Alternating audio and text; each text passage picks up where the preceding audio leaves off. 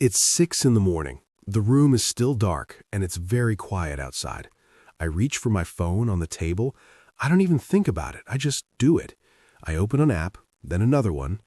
I see a video of someone cooking, then a photo of a friend on vacation, then an email from work. Suddenly, 20 minutes are gone. My coffee's cold. My head feels full. It's not even breakfast time, but my mind is already running.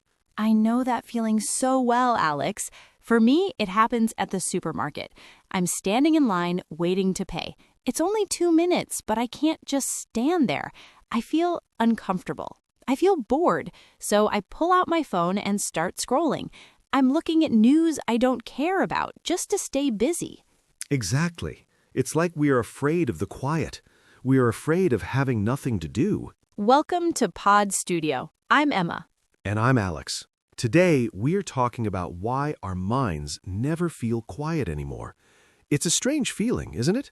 We have all these tools to make life easier, but we feel more tired in our heads.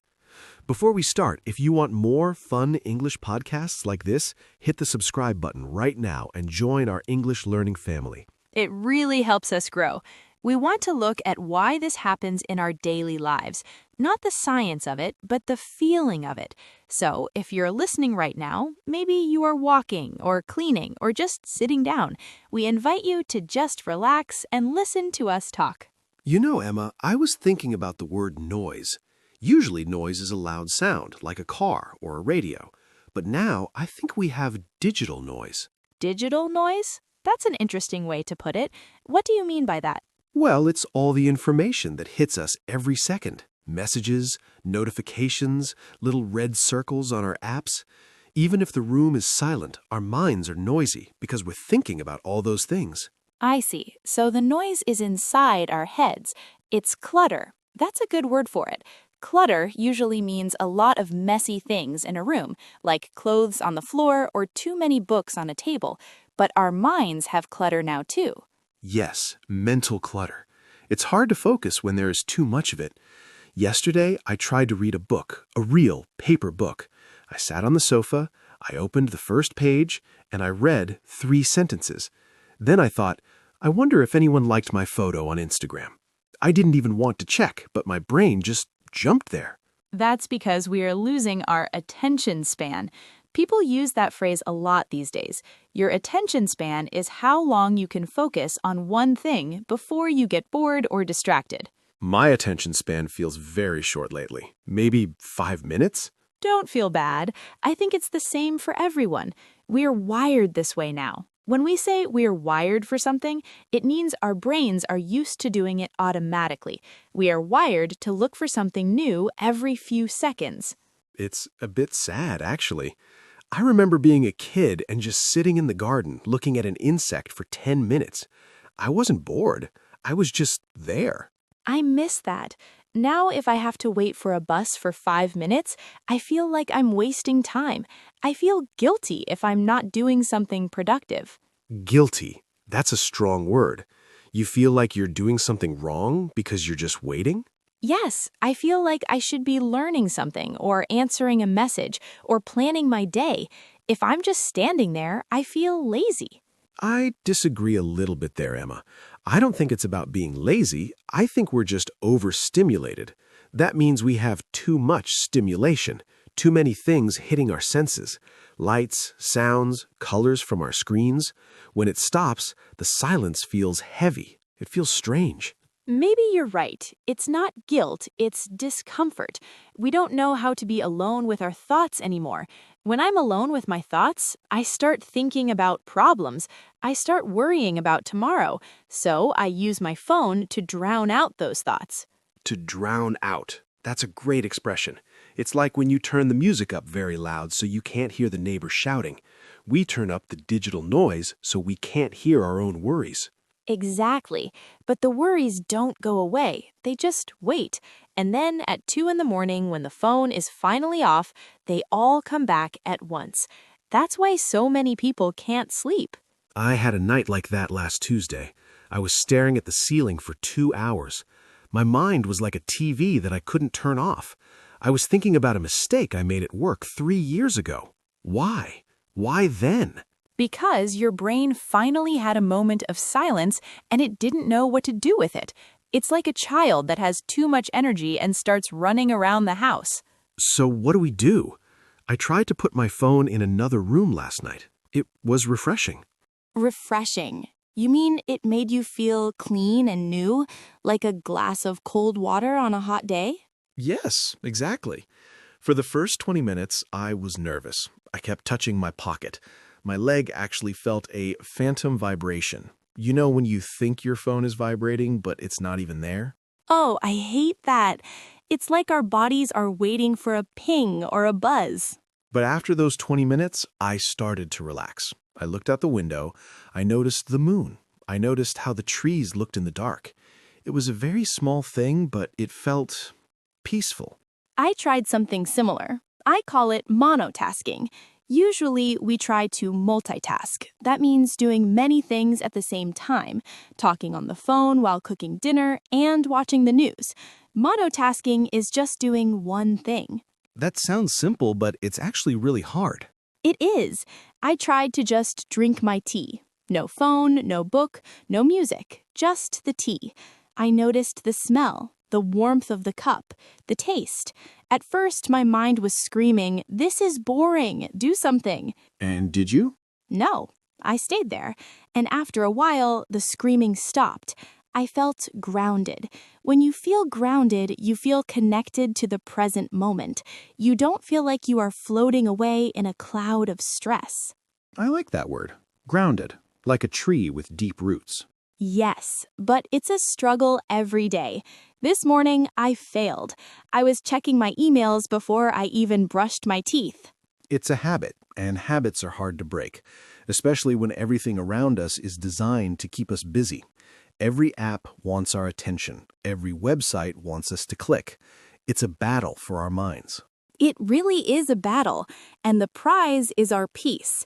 I've noticed that when I spend too much time online, I become irritable. Irritable? You mean you get angry easily? Yes, small things annoy me. If the kettle takes too long to boil, I get frustrated. If someone walks slowly in front of me on the street, I feel impatient. My fuse is short.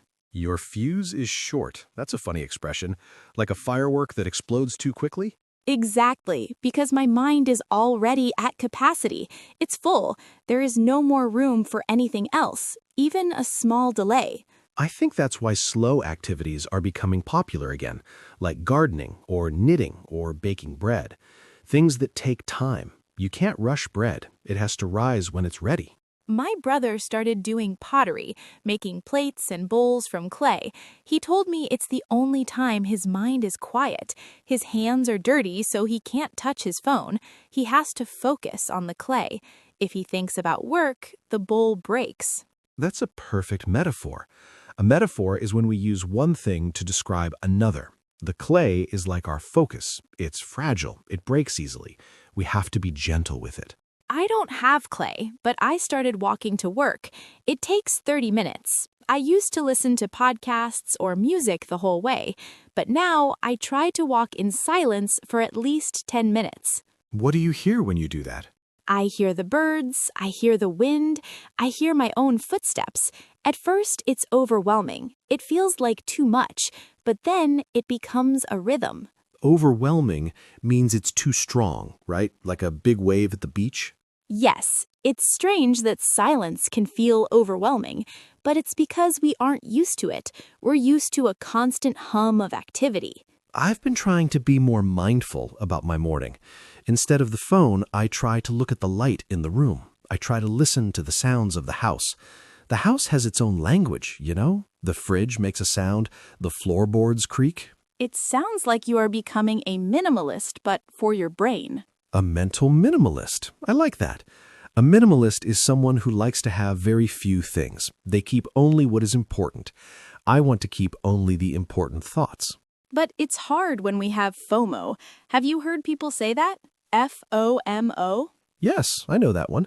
It stands for fear of missing out. It's the feeling that everyone else is having a better time than you or knows something you don't. Right. That's what keeps us scrolling. We think, if I stop looking, I will miss something important. But what are we actually missing? Most of the time, it's just more clutter. It's a celebrity's new shoes or a video of a cat. It's not essential. Essential means something we really need. You're right. We don't need to know everything all the time. But it's a hard switch to flip. To flip a switch means to change your mind or your way of doing things very quickly. I think it's more like a dimmer switch. You know, those lights that you can turn down slowly? Ah, I see. We can't just turn off the noise instantly. We have to turn it down little by little. Exactly. Maybe today it's 5 minutes of silence. Tomorrow it's 10. Maybe we don't check our phones during dinner. Those are small wins. Small wins are important. I think we also need to be kind to ourselves. If I spend an hour on my phone when I planned to read, I shouldn't get angry. I should just say, okay, that happened. Now I will put it away. That's a good point. Being hard on yourself just adds more noise. It adds the noise of self-criticism. That's the voice in your head that says, you're doing it wrong. We have enough voices in our heads already. We don't need that one, too. I think the most important thing is to reconnect with the physical world. I've started doing this thing where I try to name 5 things I can see, 4 things I can touch, 3 things I can hear. It's a way to come back to my body. That's a common technique. A technique is a special way of doing something. It's used to help people with anxiety. It helps you stop overthinking. Overthinking is a big problem for me. I take a small problem and I turn it into a giant monster. We all do that. But when you focus on the here and now, the monster gets smaller. The here and now. That's a lovely phrase. It just means this moment, right here. It sounds so simple, but it's the hardest thing in the world for a modern person. It's funny. We are talking about quieting the mind, but we are doing a podcast. We are adding more sound to people's lives. True, but I hope this is good sound. I hope our voices are like a calm river, not a loud highway. A calm river. I like that. I think there is a difference between content that makes you feel excited and nervous and conversation that makes you feel relaxed. I agree. I feel more relaxed just talking about this. It's like venting. Venting? Like a vent in a kitchen that lets the steam out. Yes, exactly. When you vent, you let your feelings or your stress out by talking about it. It makes the pressure lower. I feel that. My mind feels a little bit lighter now. It's not about finding a perfect solution. There is no magic button to make the world quiet. No, there isn't. The world will always be noisy. Our phones will always be there. But we can choose when to engage with it. To engage means to take part in something or to give it your attention. We can choose to unplug sometimes. Unplug, like pulling the cord of a lamp out of the wall. It's a good habit to start, even if it's just for an hour before bed. No screens, no noise, just the quiet. It's a gift we can give to ourselves. Well, Emma, I think we have talked a lot today. My mind feels much more settled. Mine too. Settled, like dust after a wind stops blowing. I hope the people listening feel a bit more settled too. It's okay to have a noisy mind. It's part of being a person in 2026. But it's also okay to look for the quiet. If you enjoyed this conversation, thank you for being with us at Pod Studio. It's always a pleasure to share these moments with you. Take a moment after this finishes. Maybe don't click on the next video immediately. Maybe just sit for 1 minute in the quiet. That sounds like a perfect plan. Goodbye for now, everyone. Goodbye.